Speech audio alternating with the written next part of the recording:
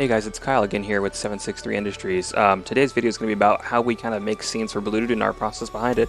So let's jump in. So in the scene you're watching right now, Blue Dude meets Slate Dude, who is in downtown, who's going to give him a warning that, hey, that little block you're seeing there, which is just a placeholder piece, if he goes to that part of town, he's going to go to a place he's been familiar with before. And if he goes there, basically, it's a hidden glitch alley where Blue Dude basically finds old versions of himself or his memories, if you will.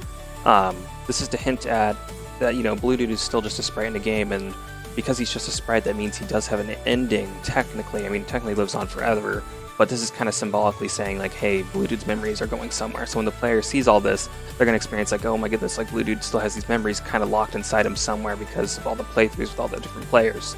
This is pretty impactful to the story or vibe of the game because it kind of shows Blue Dude's humanity a little bit, that he does have, like, an end-of-life period, sort of, if that makes sense. So typically how a scene would start in our game is that we'd have a whole bunch of ideas on the board. One of them was this glitched alley scene that Spencer brought up, and then I'd have a list of other scenes that I'd have, like going into the dumpster, which we do have in the game now. So we would list them all out in like a graph or a checklist of what makes the most sense and what would be the funnest for the player to experience and how it ties into the game. So on the screen you're seeing all these ideas that was thrown out before this alleyway was introduced. There's a couple rules we follow before we even think or implement the scene. Is one, does it make sense for Blue Dude's world, and is the scope okay with it? What we mean by scope is, like, is this going to be too much for one scene?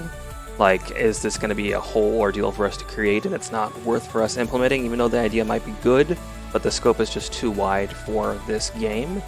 So that's one rule we follow. The second rule is, does the story align with everything? Like, will it make sense to the player if once they play this scene why it's in the game? Like, will they understand it at some point? Whether they understand it immediately is one thing, but will they understand it later down the road? And the last rule we follow is, does everyone agree on this scene being a part of the game? If we're not all in agreement for the scene, then we won't implement it. That's pretty much our process for adding any scene into Blue Dude. I know this wasn't much of a video, but I just wanted to explain how we actually write these scenes and how they come together for us. I plan to put out a long format video once a week, probably every Sunday, to go behind the scenes of Blue Dude and explain certain things. So consider following our channel here, following us on our other social medias, so you can follow our journey as we make Blue Dude into the game we want it to be. Alright, we'll catch you guys later.